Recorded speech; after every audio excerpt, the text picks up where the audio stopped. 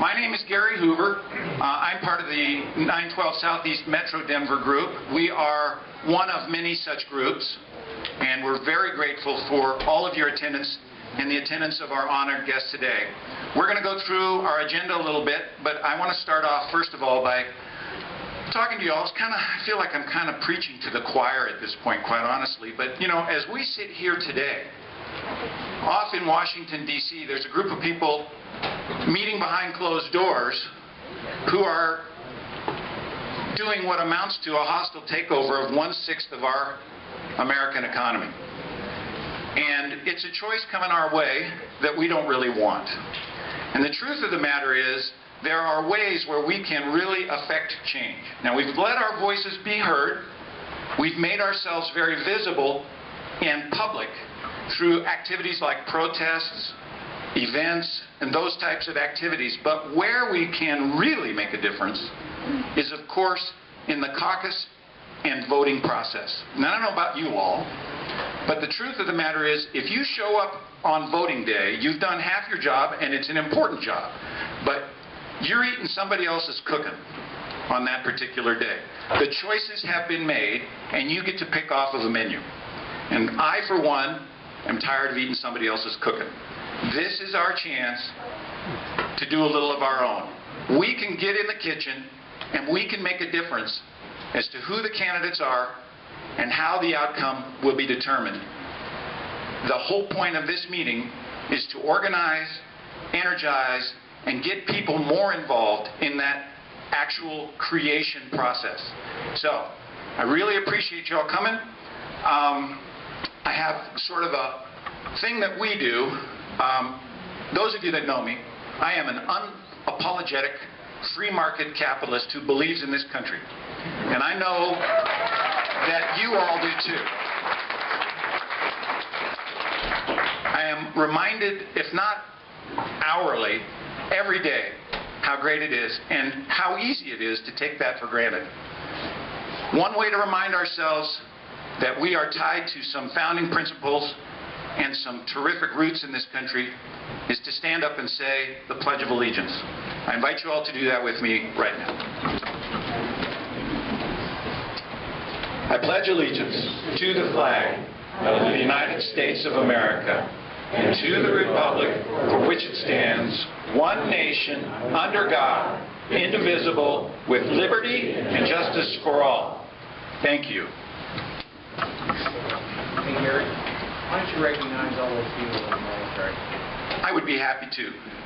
You know, I said hourly, I get reminded, and I'm never reminded with more sincerity, more authenticity, and in a more compelling fashion than by those who sacrifice in the past and in the present so that we can stand up here and do this as a collective group. I'd like for anyone here who has any experience in the military to please stand up and be recognized. Thank you.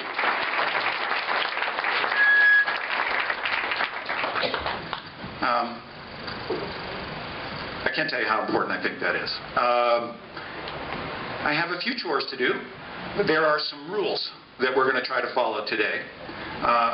But before I get into the rules, this whole event could quite honestly not happen without the effort and labor of so many great people. And one in particular has taken a real leap of faith to join up with us. I'd like to ask him to come up here and introduce himself. He's Andy Cooper. Andy.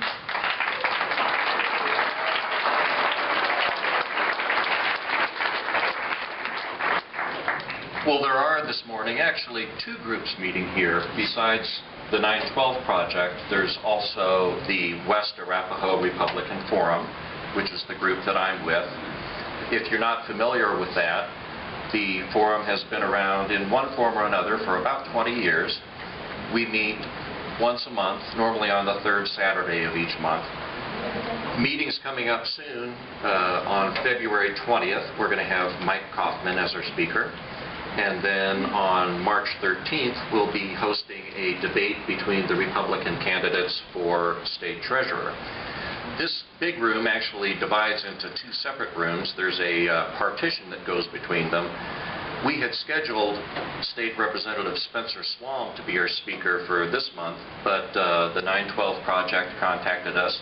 They had reserved the back half of the room, and we had reserved the front half. They suggested that we take down the partition, open it up into one big room, and enjoy these great speakers that they had lined up, and we agreed to do that, so we're very happy to be participating in this today. Thank you, Andy. And thank you all for coming. We would ask, as one of the ground rules, with the exception of the People's Press Collective is here, that there be no audio or video recording of this event. As I've alluded to, one of the real purposes here is to get people involved in the caucus process. And those of you who are here with us today might know that there's a bunch of information out on some tables as you came in through the front door. We have all of the voter registration drive forms that are necessary. We can get you involved very quickly. I would love for you, if you're not already ready and prepared to participate in the caucus, that you visit with Linda Hoover, who's standing right there in the back door, and she will help you take the necessary steps so that we can become community activists on our own behalf. In addition, you'll learn about other events that are going on. We have a candidate search event. Those of you who might have attended the event up in the Fort Collins area, the Weld County Northern Colorado 912 Project hosted a candidate search. It was very well attended, and they are replicating that throughout the various throughout various areas in the state. We have one coming up in Douglas County Fairgrounds on March 6th.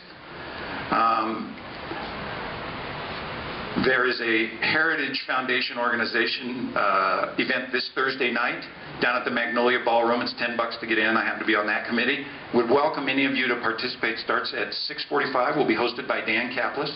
Magnolia Ballroom is down on 17th Street at between Champa and I guess the next one up, which I don't remember. And the Independence Institute rally is on the 19th at the Capitol, and it's an initiative about whether or not Obamacare should pass. And John Caldera, here? Not here. Okay. Too early for him. Yeah, maybe he's in line at Starbucks too. So, I think I've already told you a little bit about who we are.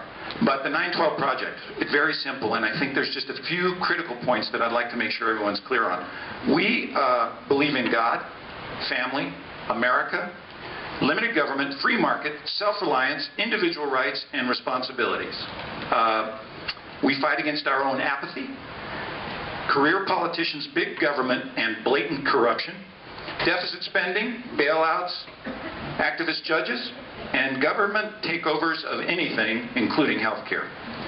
We are a true grassroots movement. We have a slogan, principles over party. It's important that you know that we have lots of honored guests here today, but as the 912 group, we don't specifically endorse a particular candidate. And we're very pleased that we can have these people here today. We're very pleased to be organized in this fashion, but our organization does not endorse particular candidates. I've already mentioned. We hope this dialogue will increase your participation in caucuses. That is critically important. It's where we can really make it happen. What happens is people show up. It's like a drop-down menu on a computer. You have a choice if you wait until Election Day. Please become involved in the caucus process. Please participate, and in that way you can help shape the people who show up on those particular voting ballots. And I can't tell you how important that is. And you know, I'm pretty sure everyone in this room knows, there's a group or a set of groups who've done a really good job at organizing like that. And you see where it's led this country. They are financed and they are organized. We maybe didn't organize quite as quickly or quite as effectively, and that's what this is really about. And where you make that difference is getting in the process in advance at the caucuses. So I think I've made that point. Here's sort of the agenda, and